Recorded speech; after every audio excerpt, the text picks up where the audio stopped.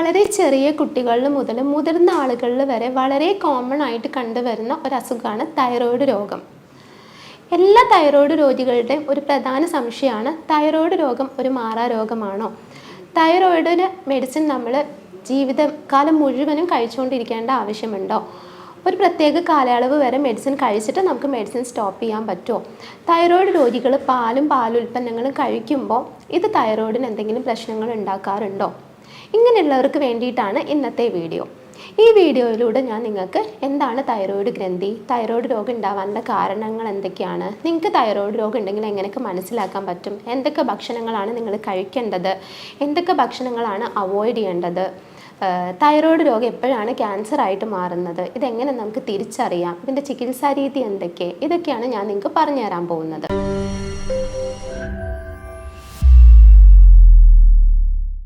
ഞാൻ doctor Tinu S, senior consultant, doctor Basil സോമിയോ hospital, Pandikkad, Malappuram ജില്ല. ആദ്യം ഞാൻ നിങ്ങൾക്ക് എന്താണ് തൈറോയ്ഡ് ഗ്രന്ഥി എന്നുള്ളത് പറഞ്ഞു തരാം. നമ്മുടെ കഴുത്തിൻ്റെ മുൻവശത്തായിട്ട് ബട്ടർഫ്ലൈ ഷേപ്പിൽ കണ്ടുവരുന്ന ഒരു ഗ്രന്ഥിയാണ് തൈറോയ്ഡ്. പല കാരണങ്ങൾ കൊണ്ട് ഈ തൈറോയ്ഡിന് പ്രശ്നങ്ങൾ വരാറുണ്ട്. ചിലപ്പോൾ ഈ തൈറോയ്ഡിൻ്റെ പ്രവർത്തനം അമിതമാവാറുണ്ട്.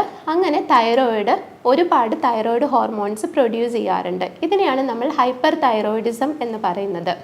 ചില സമയത്ത് ഈ ഒരു തൈറോയ്ഡിൻ്റെ പ്രവർത്തനം സ്ലോ ആവാറുണ്ട്. അതിൻ്റെ ഫലമായിട്ട് തൈറോയ്ഡ് ഹോർമോൺസ് വളരെ കുറച്ച് ഉൽപ്പാദിപ്പിക്കുന്ന അവസ്ഥ ഉണ്ടാവാറുണ്ട്. ഇതിനെയാണ് നമ്മൾ ഹൈപ്പോ തൈറോയിഡിസം എന്ന് പറയുന്നത്.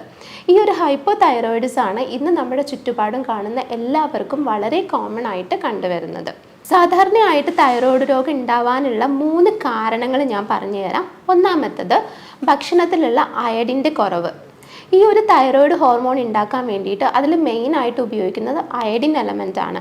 അപ്പോൾ ഈ ഭക്ഷണത്തിൽ അയഡിൻ കുറഞ്ഞിട്ടുണ്ടെങ്കിൽ തൈറോയിഡിൻ്റെ പ്രവർത്തനം കുറയുകയും തൈറോയിഡ് ഹോർമോണിൻ്റെ ഉൽപ്പാദനം കുറയുകയും ചെയ്യും. വേറെ ഒന്നാണ് ഓട്ടോ ഇമ്മ്യൂൺ തൈറോയിഡൈറ്റിസ്. സാധാരണ രീതിയിൽ പുറത്തുനിന്ന് ഒരു രോഗം വരുമ്പോൾ നമ്മുടെ ശരീരത്തിൽ ഒരുപാട് ആൻറ്റിബോഡീസ് ആ രോഗത്തിനെതിരായിട്ട് ഉൽപ്പാദിപ്പിക്കും.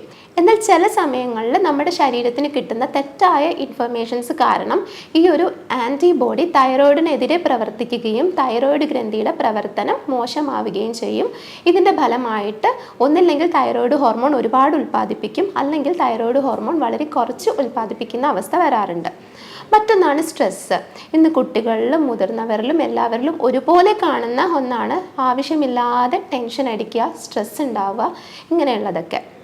ഇങ്ങനെ ടെൻഷൻ അടിക്കുമ്പോൾ നമ്മുടെ ശരീരത്തിൽ അഡ്രിനാലിൻ എന്ന് പറഞ്ഞിട്ടുള്ളൊരു ഹോർമോണും കോർട്ടിസോൾ എന്ന് പറഞ്ഞിട്ടുള്ളൊരു ഹോർമോണും ഉണ്ടാവാറുണ്ട്. ഈ ഒരു അഡ്രിനാലിനും കോർട്ടിസോളും നമ്മുടെ തൈറോയ്ഡ് ഗ്രന്ഥിക്ക് പ്രതികൂലമായിട്ടാണ് ബാധിക്കാറ്. ഇത് തൈറോയ്ഡ് രോഗം ഉണ്ടാവാനുള്ള കാരണങ്ങളിൽ ഒന്നാണ്. അടുത്തതായിട്ട് നമുക്ക് തൈറോയ്ഡ് രോഗം ഉണ്ടെങ്കിൽ നമ്മുടെ ശരീരം എന്തൊക്കെ സിംറ്റംസ് കാണിക്കും എന്നുള്ളത് പറഞ്ഞു തരാം. സാധാരണ രീതിയിൽ നമുക്ക് തൈറോയ്ഡ് രോഗം ഉണ്ടെങ്കിൽ നമുക്കത് മനസ്സിലാക്കാൻ സാധിക്കാറില്ല. നമ്മൾ മറ്റെന്തെങ്കിലും കാരണങ്ങൾക്ക് വേണ്ടി ഡോക്ടറെ കാണാൻ പോകുമ്പോഴാണ് നമുക്ക് തൈറോയ്ഡ് രോഗം ഉണ്ട് എന്നുള്ളത് തിരിച്ചറിയുന്നത്. ഒരു ഉദാഹരണത്തിന് പറയുകയാണെങ്കിൽ നമുക്ക് മുടി കൊഴിച്ചിലുണ്ട്. എന്തൊക്കെ ചെയ്തിട്ട് ഈ ഒരു മുടി കൊഴിച്ചിൽ മാറുന്നില്ല, എന്തൊക്കെ ട്രീറ്റ്മെൻറ്റ് എടുത്തും മാറുന്നില്ല, ഹോം റെമഡീസ് ട്രൈ ചെയ്തും മാറുന്നില്ല, നമ്മൾ ഡോക്ടറെ കാണാൻ പോകുന്നു. അപ്പോഴാണ് നമുക്ക് തൈറോയ്ഡ് ഉണ്ട്, ഈ ഒരു തൈറോയ്ഡ് കാരണമാണ് നമുക്ക് ഈ ഒരു മുടി കൊഴിച്ചിൽ ഉണ്ടാവുന്നതെന്ന് മനസ്സിലായിട്ടുള്ളത്. ഈ ഒരു തൈറോയ്ഡ് ചികിത്സിച്ച് മാറ്റിക്കഴിഞ്ഞാൽ മാത്രമേ ഉള്ളൂ ആ സമയത്ത് ഈ മുടി കൊഴിച്ചിൽ മാറുള്ളൂ. വേറൊന്നാണ് പീരിയഡ്സ് ഇറഗുലർ ആയിട്ട് വരിക. നമുക്കൊരു 1, 2, 3 മാസം നമുക്ക് പീരിയഡ്സ് ഇല്ലാതെ വരികയും പിന്നെ ഈ ഒരു പീരിയഡ്സ് പിന്നെ ഇടയ്ക്ക് മാത്രം വരികയും ചെയ്യും. ഇതും തൈറോയ്ഡ് രോഗത്തിൻ്റെ മറ്റ് ലക്ഷണമാണ്. ചില സമയങ്ങളിൽ ഒരു മാസത്തിൽ 2, 3 പ്രാവശ്യം പീരിയഡ്സ് വരുന്ന അവസ്ഥ ഉണ്ടാവാറുണ്ട്. മറ്റൊന്നാണ് മുടി ഡ്രൈ ആയി പൊട്ടിപ്പോവുക, നഖം ഡ്രൈ ആയിട്ട് പൊട്ടിപ്പോവുക, സ്കിന്ന് ഡ്രൈ ആവുക, ചൊറിച്ചിൽ വരിക, അമിതമായിട്ടുള്ള വണ്ണം, അതേപോലെ തന്നെ വിശപ്പില്ലായ്മ. ഈ ഒരു തൈറോയ്ഡ് ഹോർമോൺ അധികം നമ്മുടെ ശരീരത്തിൽ ഉൽപ്പാദിപ്പിക്കുന്നില്ല എന്നുണ്ടെങ്കിൽ ഇത് നമ്മുടെ ദഹന വ്യവസ്ഥയെ ബാധിക്കാറുണ്ട്. അതോടെ നമ്മുടെ ദഹന വ്യവസ്ഥ വളരെ സ്ലോ ആയിട്ട് വർക്ക് ചെയ്യുന്ന അവസ്ഥയാണ് ഉണ്ടാവുന്നത്. അതുകൊണ്ട് തന്നെ നമുക്ക് ഭക്ഷണം കഴിക്കേണ്ട തോന്നൽ നമുക്ക് ഉണ്ടാവില്ല. അതേപോലെ തന്നെ മലബന്ധം, നമുക്ക് എന്തൊക്കെ ട്രീറ്റ്മെൻറ്റ് ചെയ്താലും ഈ ഒരു മലബന്ധം മാറില്ല. തൈറോയ്ഡ് കാരണമുള്ള മലബന്ധം നമുക്ക് തൈറോയ്ഡ് ചികിത്സിച്ച് മാറ്റിക്കഴിഞ്ഞാൽ മാത്രമേ മാറുള്ളൂ. അതേപോലെ കുട്ടികളില്ലാതിരിക്കുക, ഇതും തൈറോയ്ഡ് രോഗത്തിൻ്റെ മറ്റൊരു ലക്ഷണമാണ്. വേറൊന്നാണ്, എന്ത് ജോലി ചെയ്യാനും നമുക്ക് ഉന്മേഷം ഉണ്ടാവില്ല. നമുക്ക് എപ്പോഴും ഉറക്കം വന്നുകൊണ്ടിരിക്കും. ഒരു ജോലി നമുക്ക് കംപ്ലീറ്റ് ചെയ്യാൻ പറ്റില്ല, ഉന്മേഷക്കുറവ്. ഇത് തൈറോയ്ഡ് രോഗത്തിൻ്റെ ഒരു പ്രധാന ലക്ഷണമാണ്. മറ്റൊന്നാണ് ആങ്സൈറ്റി, ഉത്കണ്ഠ. എന്തിനോടും പേടി, എന്ത് കാര്യം ചെയ്യുമ്പോഴും പേടി, ആവശ്യമില്ലാതെ ഒരു കാരണമില്ലാതെ നമുക്ക് പേടി വരാം മനസ്സിന്. ഇത് തൈറോയ്ഡ് രോഗത്തിൻ്റെ ഒരു ലക്ഷണമാണ്. മറ്റൊന്നാണ് സ്ത്രീകൾക്ക് മീശ പോലെ രോമവളർച്ച വരിക, താടി പോലെ രോമവളർച്ച വരിക, അതേപോലെ ചെസ്റ്റിൽ വയറിലൊക്കെ അമിതമായിട്ട് രോമവളർച്ച കാണാം. ഇതൊക്കെ തൈറോയ്ഡ് രോഗമുള്ളവർക്ക് പൊതുവെ കാണാറുള്ളതാണ്. പിന്നെ കണ്ട് താഴെ നീര് വരിക, കാലിൽ നീര് വരിക, ഇതൊക്കെ തൈറോയ്ഡ് രോഗത്തിൻ്റെ ലക്ഷണമാണ്. എന്നാൽ ചിലർക്ക് ഇതൊന്നും കാണില്ല. ചിലർക്ക് തൊണ്ടയിൽ എന്തോ ഇരിക്കുന്ന ഒരു ഫീലാണ് വരിക. ഭക്ഷണം കഴിക്കുമ്പോൾ ഈ ഭക്ഷണം നേരെ അങ്ങ് ഇറക്കാൻ പറ്റാത്ത അവസ്ഥ, കിടന്നുറങ്ങുമ്പോൾ നേരെ ശ്വാസം കിട്ടില്ല, കഴുത്തിൽ എന്തോ ഇങ്ങനെ അമർത്തി പിടിച്ചൊരു ഫീല്. ഇത് സാധാരണ ഒരു 40-45 വയസ്സ് കഴിഞ്ഞ സ്ത്രീകളിലാണ് കൂടുതലായിട്ട് ഇങ്ങനെ കണ്ടുവരാറുള്ളത്. പിന്നെ നമുക്ക് ഈ ഒരു തൈറോയ്ഡ് രോഗം ഉണ്ടെങ്കിൽ നമ്മൾ എന്തൊക്കെ ഫുഡുകൾ ഒഴിവാക്കണം എന്നുള്ളത് നോക്കാം. സാധാരണ രീതിയിൽ പറയാറ് ക്യാബേജ്, കോളിഫ്ലവർ, ബ്രക്കോളി പോലുള്ള ക്രൂസിഫറസ് വെജിറ്റബിൾസ് ഒഴിവാക്കാനാണ് നമ്മൾ പറയാറ്. ഈ ഒരു ക്രൂസിഫറസ് വെജിറ്റബിൾസ് പൊതുവെ തൈറോയ്ഡ് ഗ്രന്ഥിയെ പ്രതികൂലമായിട്ട് ബാധിക്കുകയും ഇത് ചിലപ്പോൾ തൈറോയ്ഡ് ഗ്രന്ഥിയുടെ പ്രവർത്തനം അമിതമാവാനും അല്ലെങ്കിൽ സ്ലോ ആവാനും കാരണമാവാറുണ്ട്.